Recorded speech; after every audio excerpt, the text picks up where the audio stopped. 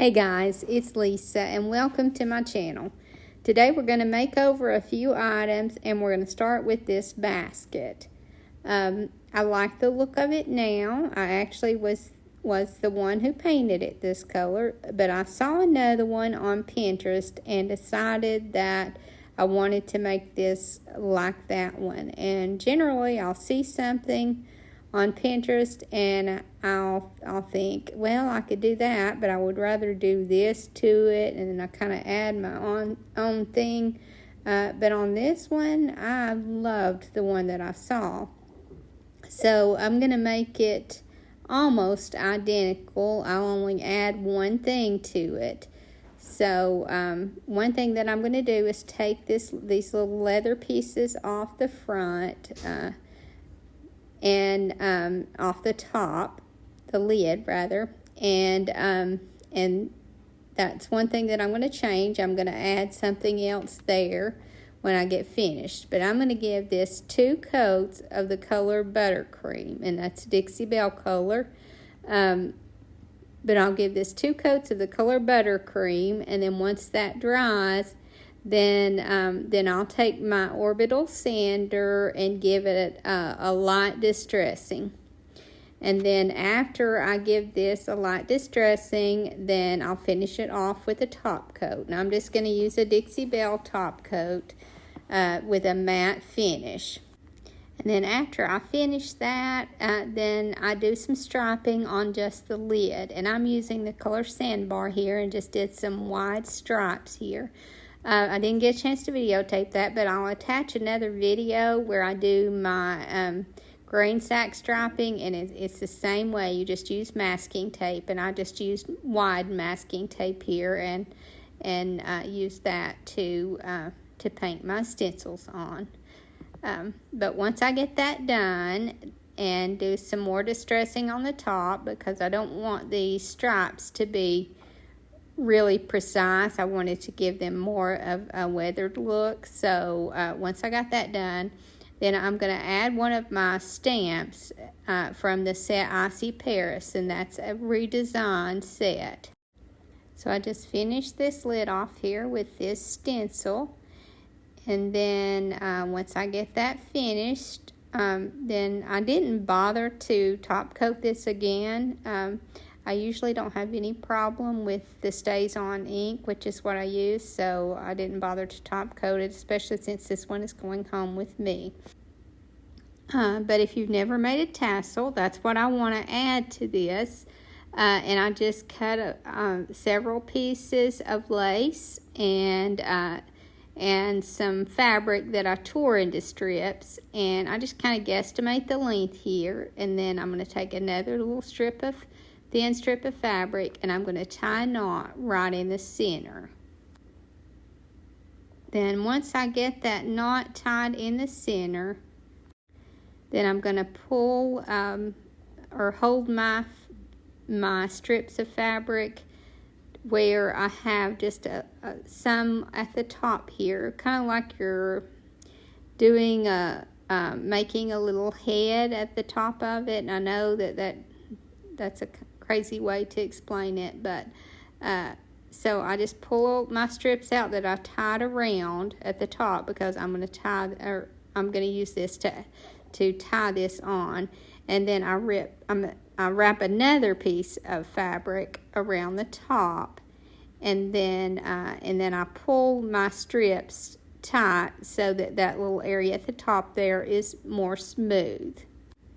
Then once I get that the way I want it, then I take another strip of fabric and just keep wrapping around that top, and then secure it in the back. And that's how easy making a tassel is. Now you could use twine to make this. You could even use yarn, but I just wanted this shabby chic look, so I'm using mostly lace. Then once you get that done, then you just trim it to the length that you want, and that neatens it up and makes it look like a tassel. And then I'm just going to tie that on to the front. And because I have those two little holes there on the top, I just take some air dry clay and just kind of press it into those holes and paint over that, and that takes care of that little area on the top, because I don't need this to be held closed. The weight of the lid will hold it closed, but I'm just using something to stick this string back through the hole in the front, and then I'll tie it on the inside, and then that will be complete. And that is my first item finished. And like I said, I just like the look of these light colored stripes on the top with that stamp.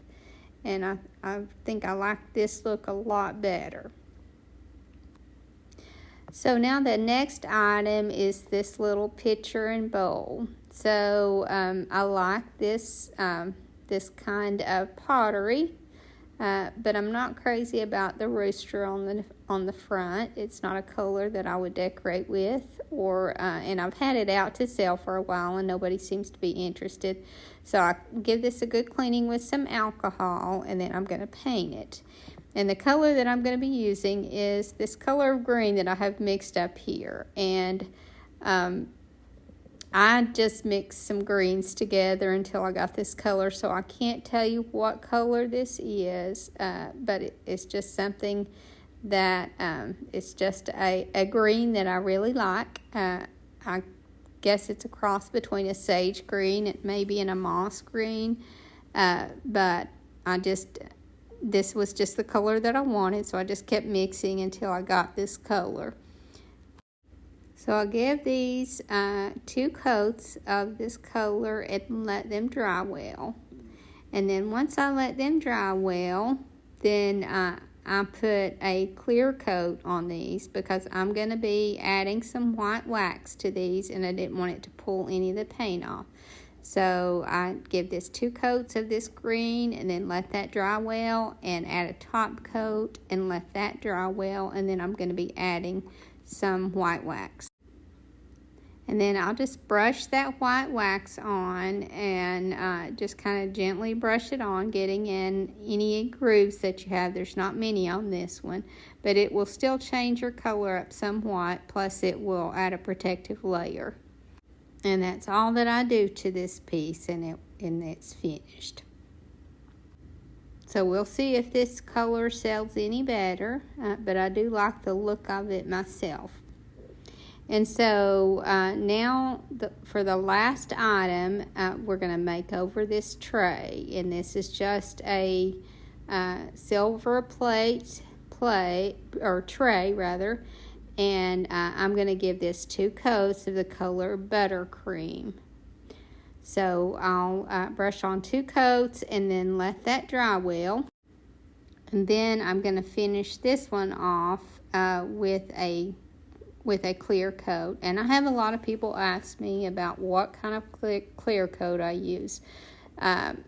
Today I'm using a brush on top coat from Dixie Belle in a matte finish, but very often I use a Rust-Oleum clear matte spray or a Krylon clear matte spray, but any top coat will work. You just need to seal this chalk paint in. So like I said, I give this 2 coats, let that dry well, and then put my top coat on and let that dry well, and then it will be ready for a little distressing. So I just use some fine grit sandpaper and do a little distressing. It doesn't take much here to get enough distress on this.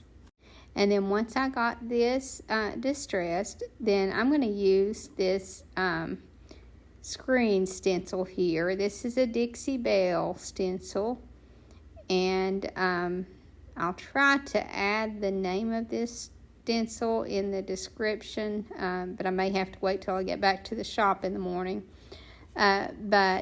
So I'm just going to use one of these little rubber, I guess they call it a brush. Some people try to paint with these. I never had any luck with that whatsoever. But it works really well for these screen stencils to work it down into that. And I'm using the color Sandbar, because I want this to be a very subtle color. And but I just felt like that would give this a good look, but not be overpowering, because I like to keep this neutral. So I just go over this and with this sandbar, and I really like the look, more of a detailed look. And I will have to go back over this again with a top coat to help seal that chalk paint that I used on the stencil. But I really like the look of this.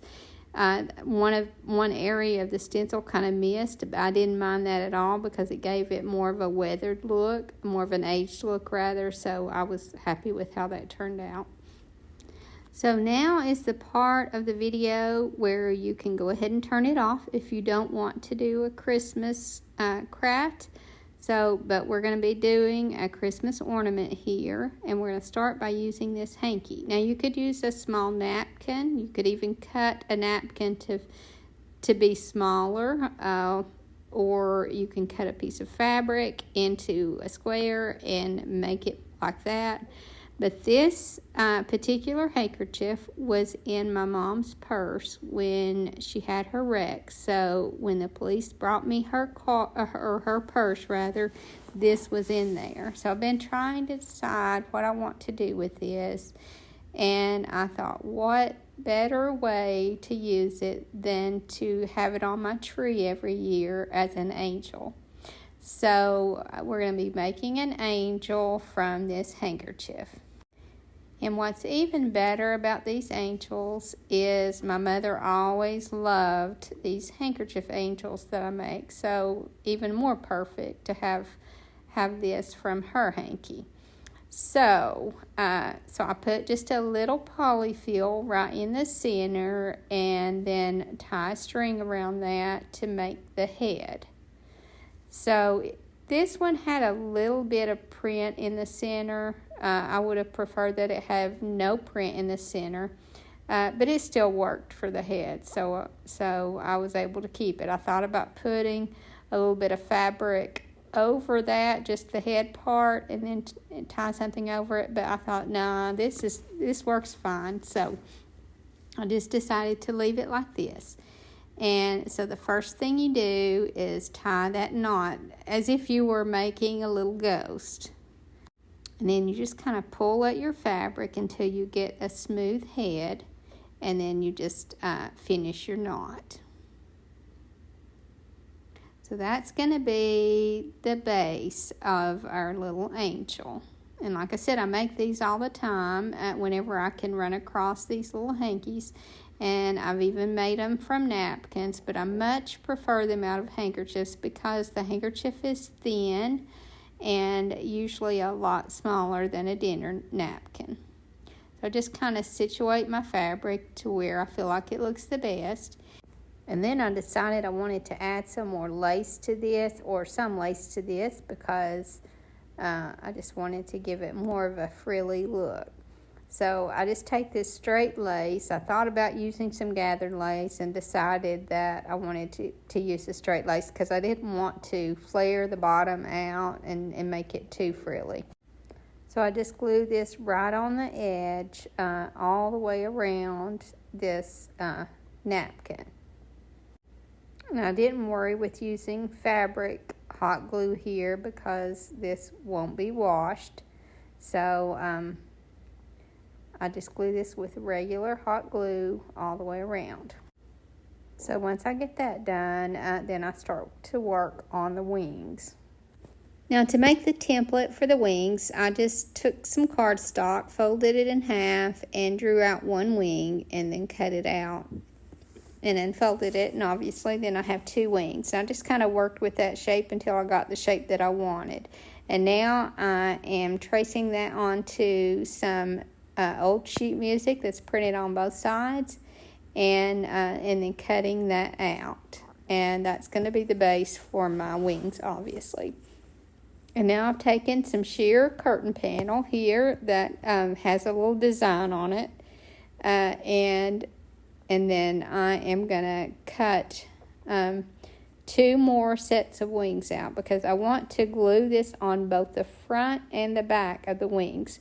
And that'll do a couple of things, actually a few things. It will kind of mute that sheet music a little bit and make it not so dark, but it'll add a little bit more texture, and then it's going to add some sturdiness to my wings. So I'll just cut those out, and then I'm going to cover both the front and the back with this fabric. And I'm just going to cover this with regular hot glue. I'm not going to worry with cloth glue because obviously, again, this is not going to be something that's going to be washed, and you couldn't with that card or with that paper in there anyway. So just regular hot glue, and I'm just going to glue it to both sides. Now, after I get the back glued and get to the front, then what I do is just kind of work my fabric a little at a time to kind of pull at that wing. And I know that's hard to understand what I'm saying, but as you can see here, it's almost like it's too small. And then I just kind of keep pulling until I get those wings to start to pull forward some. And it just adds more dimension to the wings and make them look more like wings. And I guess you could make that front one just a little bit smaller, and then that would just automatically pull the wings like this. But I didn't have to do that. You can maneuver that to where you can make it do it anyway. Then you can just trim off any remaining like I am. So there are my wings finished. And now I'm ready to work some more on my little angel. So I just took some lace and cut it into smaller strips of lace. And you don't have to use lace here or lace ribbons. You can just use any kind of lace and cut it up into strips. And so I just cut a few, and I'm cutting a little piece of coffee stained cheesecloth here.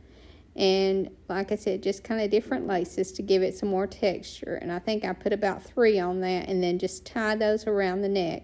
And I don't bother tying that in a bow. I just tie it in a knot and let it hang down because I like that look.